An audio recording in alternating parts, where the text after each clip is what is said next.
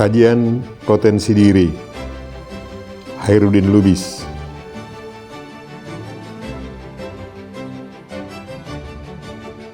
Tetap sehat dan bahagia saudara-saudaraku. Tema cerita kita kali ini adalah ibu berpotensi menjadi manifestasi Tuhan bagi anak-anaknya. Kenapa demikian? Kita perlu melihat bagaimana proses penciptaan manusia melalui kelahiran. Jiwa adalah sang penanggung jawab bagi seluruh aktivitas kita yang meliputi berpikir, berucap, dan berbuat. Jiwa akan hadir pada fisik untuk menjalani hidup dan kehidupan dalam dunia fisik. Oleh sebab itu, jiwa perlu badan fisik yang kita sebut sel.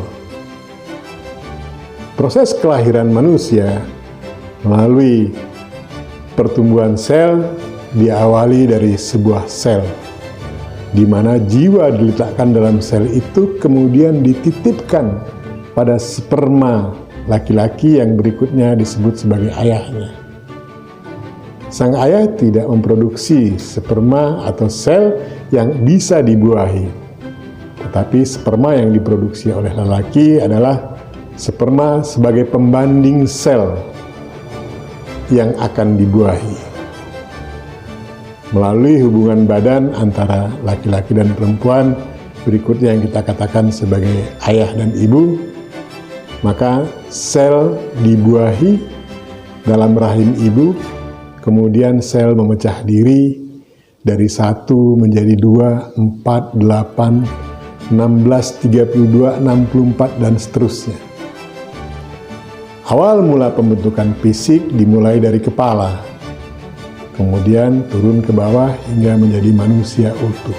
Sel yang tumbuh kembang perlu asupan, udara, makanan, minuman, dan sikap sang ibu.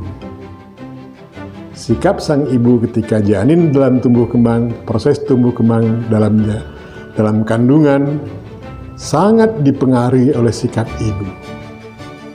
Sikap ibu yang nggak memenuhi syarat untuk menjadi ibu bagi anaknya yang sedang dalam kandungan bisa membuat anak terlahir cacat.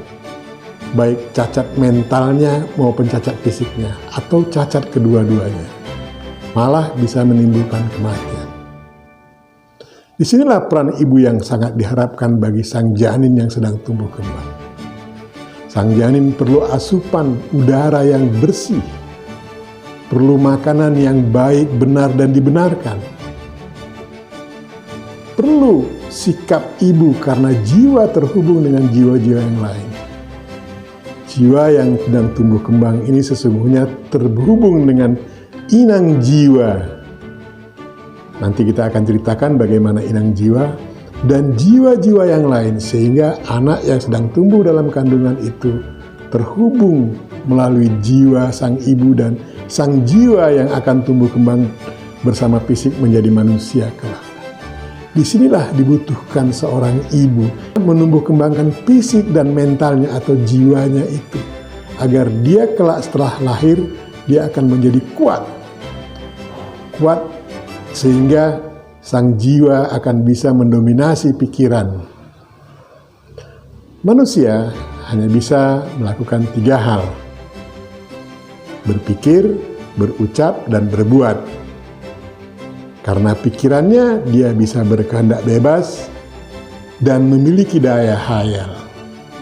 Pikiran adalah komando bagi seluruh aktivitas fisik yang akan dilakukan oleh indera-indera. Nah, ketika pikiran tidak terkoneksi dengan sang jiwa, sang penanggung jawab bagi hidup dan kehidupan fisik nantinya, maka pikiran hanya berkesadaran fisik. Kesadaran tanpa norma, bak layaknya seperti hewan. Kita bisa membayangkan ketika kita lahir ke bumi ini tapi tidak dipelihara oleh ibu atau manusia. Ketika kita tidak dipelihara oleh ibu manusia, maka perangai kita seperti yang memelihara kita. apakah itu hewan ataupun apapun. Jadi peran ibu sangat luar biasa dalam tumbuh kembang sang jiwa dan sang sel dalam kandungan. Berikutnya setelah bayi lahir, dia juga butuh asupan udara, makanan, minuman, dan tauladan. Karena jiwanya bisa merasakan bagaimana sikap ibunya terhadap dirinya. Jadi ibu sangat berpotensi menjadi manifestasi Tuhan bagi anak-anaknya. Sebab karena ibulah anak ini akan menjadi apa atau siapa. Ibu yang baik tentu akan berperangai baik ketika sedang mengandung anaknya. Memberikan makanan yang baik, memberikan minuman yang baik, memberikan tauladan-tauladan yang baik, ucapan yang baik, sikap yang baik kepada sang anak. Ketika ini tidak dilakukan, maka anak sangat sulit nantinya. Hingga usia berapa bayi ini harus terpelihara dengan baik, terjaga dengan baik, terawasi dengan baik oleh ibunya? Dari sejak kandungan hingga usia emas, paling tidak sampai di situ. Nah, ketika ini terjaga dengan baik, maka hak tumbuh jiwanya dan fisiknya tidak terampas. Karena dia punya pola-pola tumbuh dan kembang yang kadang-kadang memang menjengkelkan. Kita tidak sadari bahwasanya anak-anak suka main air, main api, main tanah, main di luar rumah, tidak mau tidur siang. Kita suruh ke kanan, kita suruh, itu dalam rangka dia menyeimbangkan antara jiwa dengan fisiknya, spirit dengan fisiknya. Maka ketika sang anak dapat terpelihara, terjaga, dan terawasi dengan baik sejak usia kandungan hingga usia emasnya, maka kelak jiwanya akan mendominasi kesadaran pikiran. Kesadaran berawal dari rasa sadar, dari kata sadar. Sadar itu adalah hadir, ada, berada, insaf, dan seolah mengerti. Menyadari adalah upaya untuk mengerti. Kesadaran adalah mengerti. Nah, ketika pikiran yang dasarnya berkesadaran fisik di mana tidak ikut norma di sana, layaknya seperti hewan, maka ketika hadir sang jiwa mendominasi kesadaran pikiran, maka sang anak kelak akan menjadi anak yang seperti yang dikehendaki. Tidak susah untuk mengajarkan ke anak hal-hal yang baik. Oleh sebab itu, ibulah yang kelak akan menjadi manifestasi Tuhan bagi si anak. Nah, ketika ini terjadi, maka doa ibu makbul bagi anaknya. Dan anaknya menjadi anak yang sungguh-sungguh taat nilai.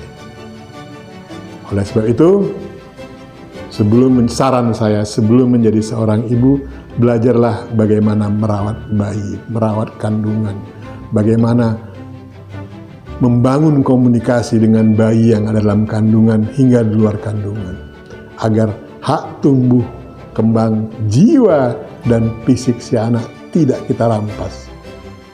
Dan menjadilah sebuah kolaborasi antara ibu dan anak sebagai pembangun peradaban budaya yang dikehendaki seperti kehendak Tuhan.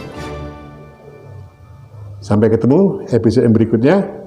Tetap sehat dan bahagia. Wassalam. Horas.